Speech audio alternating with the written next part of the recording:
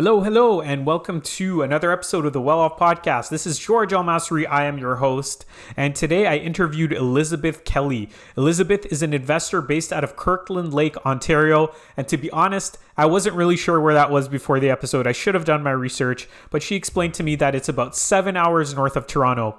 On this episode, we talked about, we started off talking about working with your spouse, and that was important because sometimes if you have one person that is passionate about investing and the other person isn't, it could lead to a little bit of tension in the relationship. So we talked about how to get on the same page, how to set goals together, all sorts of good stuff for investing with your spouse or your partner. We also talked about multi-units. We talked about rent-to-owns. We talked about investing in Kirkland Lake, the benefits of doing so. So make sure you tune in, listen to the whole episode, and let me know what you think. Leave us a comment, a review on iTunes if possible, or on the podcast app. And also, if you happen to have any real estate, any 4 to 6 unit buildings, or you know of anyone that has them in Hamilton, Welland, or St. Catharines, and you're thinking about selling, reach out to me. I'd love an opportunity to chat with you. I'm looking to buy myself, and I also work with a lot of investors that can make you an offer. So make sure you reach out by going to welloff.ca, and my contact information is on that page. I hope you'll enjoy the episode, and I look forward to connecting with you soon. Welcome to the Well Off Podcast, where the goal is to motivate, inspire, and share success principles. I am here with Elizabeth Kelly, an experienced real estate investor with over 15 years of experience. She has a passion for helping people achieve their goals through purchasing investment properties. She specializes or works in rent-to-own properties and multi-units as well. Her and her husband operate and own Sandstone Management, which is a property management company. And she also does some consulting and coaching through a company called EK Consulting and Coaching to help people become investors, develop a plan, create or creatively finance their properties in their portfolio. So Elizabeth, thank you for joining. I look forward to chatting with you and picking your brain today. Oh, thank you so much for having me. I'm really honored to be here. Great. So I like to start off by asking you a little bit about your childhood. So if you want to tell me about where you grew up, 1 or 2 things you remember from your childhood. Sure. I was actually born in Halifax, which many people don't know. It's kind of funny because I'm actually allergic to shellfish. So I have trouble going back and visiting Halifax because everybody wants to eat shellfish, of course. Right. My parents moved to Scarborough. My mom still lives in the same house for the last 40 some odd years. And I had a great childhood. My parents are wonderful people. They worked really hard. They really subscribe to the whole idea of, work hard, go to university, get a degree, get a job, 50 years of your life in your job. And maybe if you're lucky for a few years before you die, then you can enjoy your retirement. Right. So me being an entrepreneur, that was a bit of an adjustment for them. So Of course. I had a great childhood. I was really lucky, but it was literally my teachings and my learnings were completely the opposite to everything that we know now as entrepreneurs. Mm-hmm. And I always just like to ask this question. What do your parents think now that you've accomplished a few things, now that you have some properties in your portfolio? How do they feel?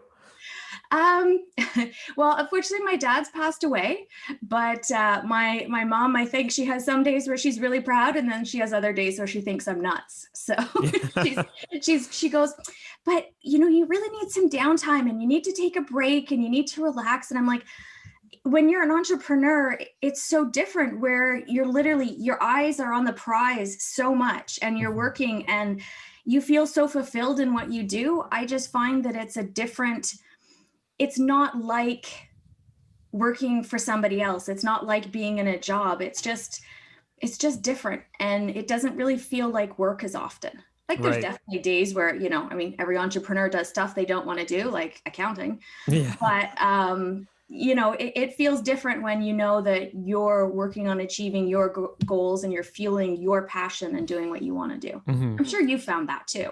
Oh, of course. It's so different. I think about going back to like an office job or something, and I just definitely can't see myself doing that. Never. No. Yeah. No, and that's the thing about being an entrepreneur. You can go from being an employee to an entrepreneur, but to go from being an entrepreneur back to an employee, I couldn't imagine. Like, I remember disagreeing with some of the ethical decisions that my bosses made. And I remember, seeing the way some of my coworkers were treated and finding that, really unfair, really upsetting. And I couldn't imagine going back to not being the one who calls the shots. Mm-hmm. Of course. Do you ever have those days where you just want to quit and you just question what you're doing? You just wish you had a simpler life in some ways?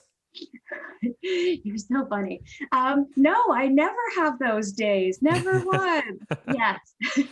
I don't think we're human if we don't have those days where, we second guess ourselves and we question, what we're doing and who we're becoming as part of this process. But I think when you're super focused on what you're looking to accomplish, when what you want to achieve is your why, then I think it's just different because it's like waking up, it's like being grumpy. Like, my husband laughs at me because I always wake up in a good mood, and he wakes up and it's sort of hit or miss, right? And I'm like, I just don't see the point in being grumpy. It doesn't get you anywhere, but it happens sometimes, whether you want it or not, right? Right. Yeah. So why don't you tell us a little bit about your journey as a real estate investor, maybe where you started, where you're at now? Sure. So my husband and I started investing around 2005. So we started off just buying condos in Newmarket, Ontario. And then we bought a couple of single family homes and duplexes. And we got to about 18 doors and we're like, this is awesome. Now we want to level up, because my husband was like, we want to be able to leave our jobs. So we took the Rich Dad education, and in the first, you do the 2-hour intro course, and then you do the 3-day, and we were partway through the 3-day, and we had to make the decision about whether we were going to invest in our education. And my husband's an engineer, so you know how much an engineering degree costs, and we're like, this Rich Dad stuff is as much as his engineering degree, as much as my kin degree.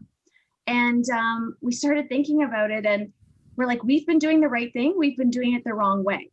Like, we've just got, condos, we've got single family homes, we've got duplexes. Like, what are we going to do? Just wait for them to hatch? Like, we're just going to sit on them and like love them and wait for them to go up in value. But then what?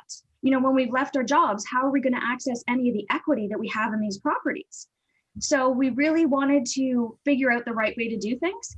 So we spent, I guess, about 1.5 years taking courses and learning and developing our networks. And then from there, we launched our property management company. We started doing we started buying buildings in St. John, New Brunswick, and in Kirkland Lake, Ontario. And we started doing rent to owns sort of in a number of different areas across the country as well. Interesting. Well, I've got a few questions for you. First of all, were you and your husband both equally interested in investing when you started off, or was one person kind of pushing the other to go ahead? Oh yeah, no, it was my husband. We call him the bulldozer in the office, or the steamroller, because he's literally like, you got to get on the Emmett train because it's leaving the station. So, I mean, at that point, I was pretty new to being married, and, I had some preconceived ideas about, what being married and working with your spouse looked like and what supporting your spouse looked like. And it's kind of funny because a lot of my coaching clients, I'd say probably 50% of my coaching clients at least, are couples. And I think the reason why we're sort of drawn to each other is because I know what it's like to work with your spouse. I know how challenging it can be, but I know how rewarding it can be. Mm-hmm. And you have to do some really important things like setting boundaries, no talking to me about real estate when I'm in the washroom, like those kinds of boundaries. Yeah. Because otherwise it's just a free for all and you can literally eat, sleep, and breathe real estate. So yeah, I struggle with that too. My wife's also a realtor. We're both realtors, and okay. Sometimes I have to just tell her that's enough real estate for the day. It's we're right before bedtime here. Let's talk about something else. Absolutely. And you really have to put those boundaries up, no real estate in the bedroom, no real estate after 9 o'clock at night. If you don't set those healthy boundaries, it literally creeps in. And then, it's not like when you're an employee and you have an issue with your boss or a coworker, when you go home at night, you can kind of leave that behind. Mm-hmm. But when you're working with your spouse, like it follows you to bed, it gets up and it follows you to breakfast in the morning. And, it's not healthy. So you really have to actively set those boundaries. The other thing I found is that you have to up your communication game when you're working with your spouse. Like, I think honestly, some people stay married because they get to go to work and they're apart like 12 hours a day, right? So potentially that means that, they only spend a couple of, an hour in the morning, a couple of hours in the evening, and then their relationship works really well. But when you're with your spouse 24/7, it's a whole different level. So, I definitely, I can definitely see how, the lockdowns and, COVID and work from home, I can see how that's been super challenging on marriages, because sometimes it's really nice just to be able to go out with your friends or, enjoy the commute to work, listen to podcasts, those kinds of things when you're not in each other's pockets all the time. Oh yeah, for sure. On that note, how important is it for couples to set goals together in terms of like real estate investing? Let's say you have one person that is a lot more interested than the other in investing. What would you suggest is it important to get the other person involved through goal setting, or is it good to just kind of create those boundaries? I don't think it's important. If you're both going to be working in real estate, then absolutely you have to do goal setting together. There's no question about it, because you can't have one person pulling this direction and one person pulling this direction, and then the net movement in the middle is non-existent, right? But when you want to do real estate and your spouse doesn't want to be involved, I think it's important, and I usually encourage my coaching clients, like, bring your spouse for the first session so that they understand what you're doing. They're not living in fear. They're not afraid that they're going to wake up one morning and you've spent all their money, that you haven't taken on all this massive debt and it's going to, submerge you guys. Even if your partner or your spouse isn't involved in the real estate, it's really important that you're communicating and that you actually have their support. Because if you are trying to balance, work and, your home life, and then trying to do real estate as well, if you have someone who's constantly saying, why aren't you spending time with us? Your kids miss you. Listen, we have this family event and you're not even here. You're on your phone all the time. Those are the kinds of things that I find chip away at relationships and chip away at marriages. So it's much better to have that conversation and say, listen, I want to do real estate. Here are the reasons why. Here's what I want to accomplish for us. This is the life that I envision for us. And I think it's going to take me 3 years, 5 years, 10 years to get there. But this is why I want to do this, because I want you to retire from your job, because I want us to travel and enjoy life together as a couple before we're both too old to even lift up a suitcase, right? So I think it's really important at all times to have great communication, but especially when you're thinking about embarking on an endeavor like this, which is going to take time, money, energy, and sometimes will leave you grumpy and tired. Oh yeah, for sure. And sometimes you take it out on each other, right? Because I don't know, I mean, the stress gets to you or whatever. Yeah, so that's a lot of good points there for people that are in a relationship or married and looking to invest or already are investing. It's obviously super important to have your spouse or your partner on board with you and to be supportive of each other. So that's a great thing to touch on. In terms of the actual investing, I know that you talked about rent to owns and you talked about multi-units, and those are two completely different things. How did you get into multis and why did you do that? So we got into multis because when we started running the numbers and looking at, a house here, a house there, when we started running the true numbers, when you factor in, the wear and tear, every 4 years you need to paint, every, 8 to 10 years you need to do flooring, you've got to, when you start factoring in the stuff that a lot of people don't with single family homes, then and of course, the higher vacancy rate, because, someone moves out and your place is vacant and you're doing renos, you've got 100% vacancy. So when we started doing the true math, we went, single family homes don't make sense for us anyways, unless you're doing flips or unless you're doing rent to owns. So that was when we started focusing on the multi-units. And my husband loves multi-units. He would buy them all day, every day. He loves them. I found as we got further and further into them that my background is working. I worked for 10 years in not-for-profit. So I worked for United Way and the MS Society and, a couple of other organizations. And I really found that I had to feel good about what I was doing.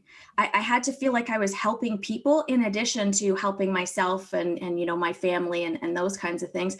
And that's why rent to owns really resonated with me, because I had the opportunity to meet these amazing families and to utilize my real estate expertise to help them find, the right property, to get the financing, to get them moved in. And, when they have their first Christmas in the house and they send you the Christmas card and it's, their living room with their Christmas tree all set up. And they're like, if it wasn't for you, this wouldn't have been possible. Mm-hmm.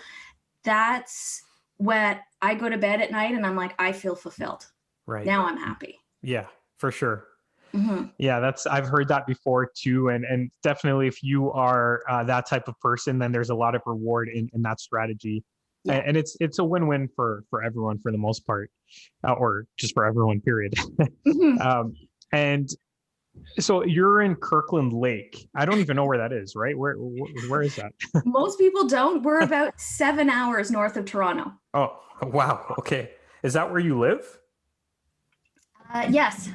So we still have family, and my mom's in Scarborough. My in-laws are in Newmarket. We still have family and friends, and we come and visit often. Pre-COVID, we were down at least once a month, but our home base is Kirkland Lake now. Big change. Were you driving 7 hours every month? Yep. Wow. Okay. It's a long drive. So what brought you out to Kirkland Lake? It just, the numbers worked. My husband, he was fanatical. It goes, I think, with the engineering personality a little bit. The engineers are just a different breed. And no offense, if any of your listeners are engineers, I love them, but their brains just work in a slightly different way. Mm-hmm. So for him, he was just on a mission. And at the time it wasn't Realtor.ca commercial. It was sort of another entity. And he basically set a goal that he wanted to start at the bottom and run numbers on properties all the way up until he found a community where numbers made sense. Wow. Okay. So that's what he did. He got to Kirkland Lake and then he sort of widened his focus and he looked at the market. He looked at the fundamentals, the economics of the community, and both of them lined up. And he said, okay, this is our next place. And this is where we've been ever since. Awesome. Can you share with us kind of what numbers you're seeing now in Kirkland Lake in terms of the price per door and also the rents that you get, that kind of thing? Well, we used to be able to get some pretty screaming deals. I mean, we've bought, multi-units where we're paying $5,000 or $10,000 a unit. Wow. We bought a duplex for $15,000. There used to be a lot more, but as real estate in general has lifted, the real estate even in smaller markets like Kirkland Lake has. The thing to keep in mind with something like Kirkland Lake and with these smaller tertiary markets is you're buying for cash flow. You're not buying for, the substantial appreciation. Like, you look at Ottawa, and Ottawa has increased, depending on who you talk to, between 15 and 20% during COVID last year. That's a crazy number. Kirkland Lake, it's much more, and the tertiary markets are much more conservative. But what you're doing is you're trading, projected appreciation for actual cash flow, or at least you should be. That should be the goal. Right. So now, a unit that needs some work to it, you're probably looking about $50,000. We had a duplex appraised for 225,000 a little while ago. Mm-hmm. So definitely, things that are well renovated.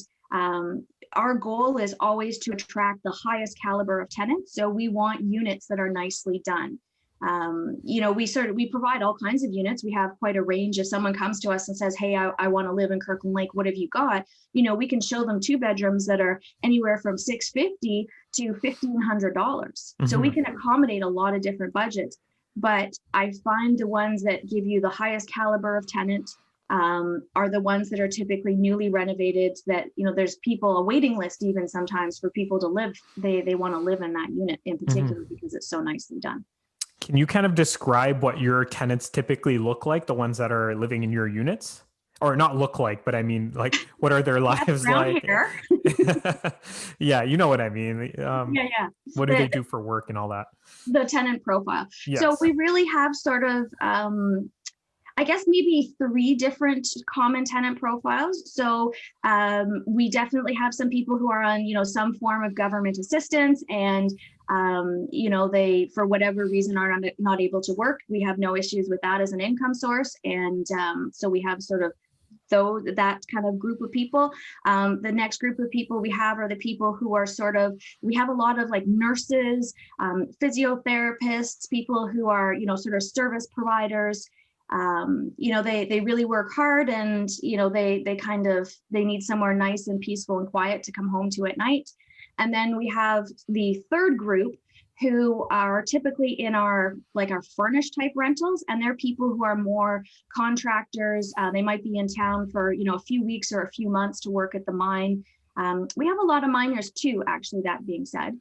But definitely, everybody thinks Kirkland Lake when they think of Kirkland Lake. Anyways, they think Kirkland Lake and then they think gold right away.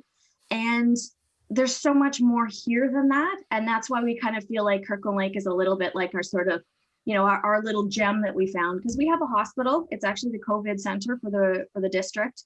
We've got a couple of seniors homes. We've got Northern College. We've got a big Veterans Affairs. They just did a huge hiring and hired a bunch more people. So we've got quite a few sort of established businesses here. There's a lot more going on than just gold. But of course, as the price of gold goes up and the government prints money, then this is not a bad place to be, right? Sure. That's interesting. I don't know anything about gold mines, but I guess is there a certain amount that they're allowed to mine every year, or is it just whatever you can get? I think I don't know that much about sort of the mining process and the rules and regulations around it. My understanding, though, is it's more governed by how much it costs them and how long it takes them to pull gold out of the ground. So, I don't know if they developed efficiencies, and KL Gold or the Macassa mine site is one of the most efficient mines in the world. Mm-hmm. My understanding is it's got one of the lowest costs per ounce. So I believe as they, become more efficient, then they might just be able to continue to pull more out, but I don't know. Okay, so we touched on the tenant profile. We touched on why you invest in Kirkland Lake, and that's obviously for the cash flow. So you're saying if you're looking for appreciation, this isn't the ideal market for you. Yep. But in terms of cash flow, what kind of numbers can you expect? That's one question. And then my other question is, do you have a lot of investors that are in the GTA that are investing remotely in Kirkland Lake? Mm-hmm. So I know most people, when they're looking for cash flow, in larger markets, they're looking for like $75 a door. I'm looking for a minimum of $200 a door up here. And it's funny because we originally started our property management company because we just wanted to manage our own units, and we had gotten big enough that we thought, okay, it would make more sense. Let's just hire, let's just have someone to help out with the property management, and let's have someone to help out with the maintenance and repairs. And then as people sort of started to hear about Kirkland Lake, or they found Kirkland Lake on their own, then they called us and said, would you be willing to manage? And we kind of said, well, we're not sure we're really set up for that. And as more and more people asked, we went, okay, we'll do it. So we probably have, I would say, about 15 to 20 investors who live in the GTA or Ottawa or wherever else, and we manage their properties for them. And we look after them the same way that we look after ours. It's not like, someone says, I want to see a 2-bedroom, and we only show them our vacancies first. Mm-hmm. And then, the way we look at it, the owner doesn't matter. Every building is treated exactly the same. Yeah. Okay. So your expectations when you invest in Kirkland Lake, it's to generate about $200 a door net. And is that including the property management fee typically, or are you not including that because you're doing it yourself? No, we pay our real estate companies pay our property management company for management too. So I would say it would probably be after property management. That would be my goal. Mm-hmm. But if I found a place that had a tremendous, we're still able to do BRRRRs on multi-units up here fairly easily. Really? Yeah. Well, yeah. I mean, if you're able to jack up the rents, so what would the rent be typically for a 1-bedroom or a 2-bedroom? Again, it depends very much on the finish.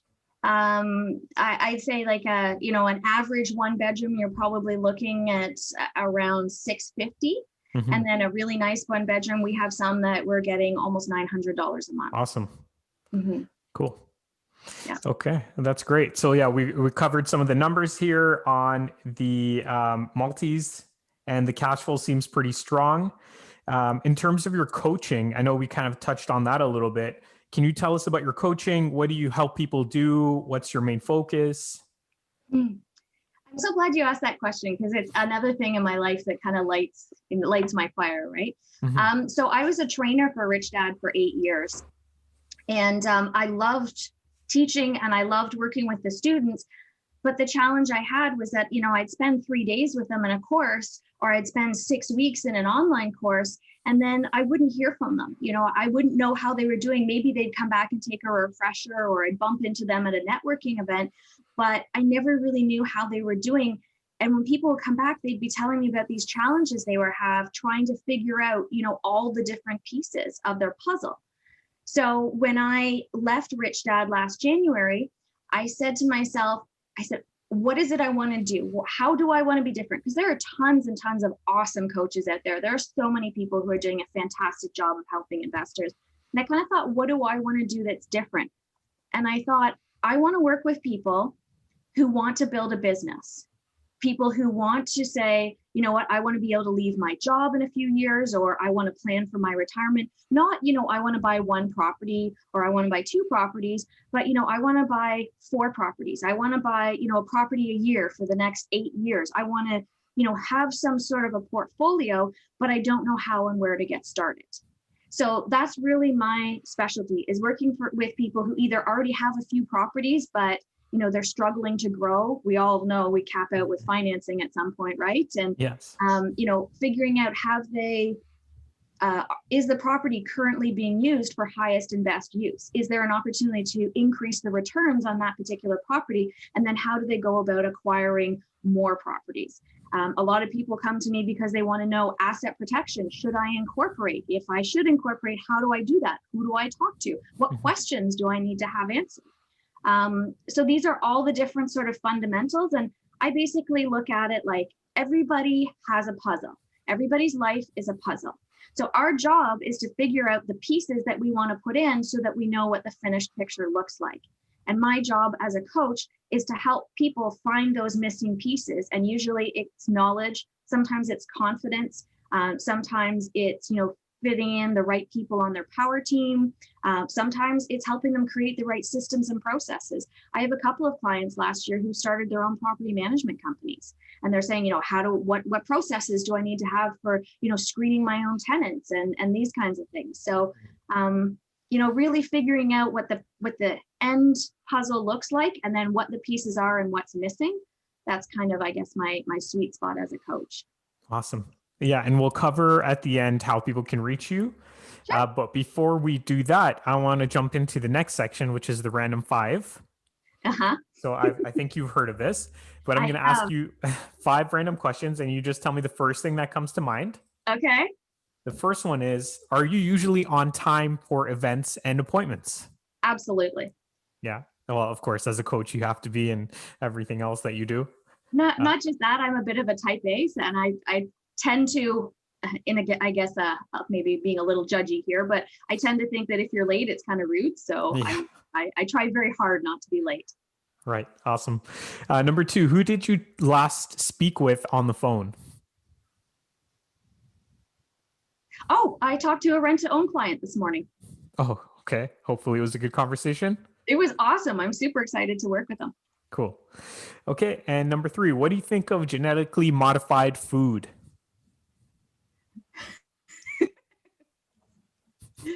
That's a funny question. I don't know enough about it to form a really informed opinion, to make a really informed opinion. So I stay away until something tells me different. Yeah. I always get these random, I don't actually create these questions. So there's always those weird random ones, but I still like them anyways. I love that. Yeah. What did you buy yesterday? Oh, I bought cookbooks. I'm getting into this awesome guy. He's called The Medical Medium, and he's all about how to eat in a way that restores the health and the balance in your body. So we made some of his recipes in the last couple of days. So I was really excited, and I bought some more of his cookbooks. Oh, there you go. You can ask him about genetically modified foods. Yeah, I'm pretty sure he would not be a fan. Yeah, for sure. Number 5, what success principle do you live by? Always show up. On no matter time. what, no on time, and I'm not talking about like physically, I'm talking about like mentally, emotionally, always show up no matter what's going on, no matter how you feel about a situation, no matter what preconceived ideas you have, always show up, because 95% of the time what you fear the most is not what the outcome is going to be. And by showing up, you can prove that to yourself again and again and again. And hopefully, any sort of anxieties or fears that you have will dissipate with the repeated exposure. But also, there's been, times where there's been like social events and I've been like, I don't want to go to this. I just want to stay home in my pajamas and, read or something like that. And then you go and there's that one key relationship that you form, or, that one key introduction that's made. And it's life-changing. And I think if you don't show up, if you sit at the back and if you play on your phone and if you watch too many YouTube videos, then life passes you by. And I don't want to regret anything. Oh, absolutely. And I can tell just from hearing you speak for the last couple minutes that you are a great coach. Thank you. I do thank you for doing this. I wanted to ask you, how can people reach you? And I know we touched on it, but what services do you provide? So if people would like to reach me, typically the easiest way is to send an email to elizabeth@ekconsulting.ca. My website is ekconsulting.ca. If people are looking for property management in Kirkland Lake, then they can email info@sandstonemanagement.ca. And I'm super easy to find on Facebook, and I love connecting with people. I love Facebook because I like being able to get to know a little bit about people before I talk to them and say, oh, you got kids and this is where you live and this is what you're up to. So yeah. Cool. Did you do that? Did you do that with me before we got on this podcast here? Oh, Did you look me up? absolutely. Yeah. I wouldn't come unprepared. Right. Awesome. Okay, Elizabeth. Well, thank you so much. And I'll be sure to include all your info in the show notes. I appreciate your time. Awesome. Thank you so much. It's been lovely getting to know you a bit better. Same here. Thanks. Take care. Thanks once again for listening to another episode of the Well Off Podcast. Just want to remind you that if you do appreciate the content, all I ask is that you comment, maybe like it if you can on the platform that you're listening to it on, and finally share it with friends and family. I'd love to get the message out there, and it would mean a lot if you can share it. And finally, I just wanted to offer you, as a valued listener, a free copy to the Roadmap to Real Estate Investing, which is a document that I've put together which helps you identify what strategy would best suit your needs at this current time. You go over certain things that are included in this document step by step, and it'll hopefully provide you with some clarity. So have a look. You can go to www.welloff.ca/guide to download your free copy.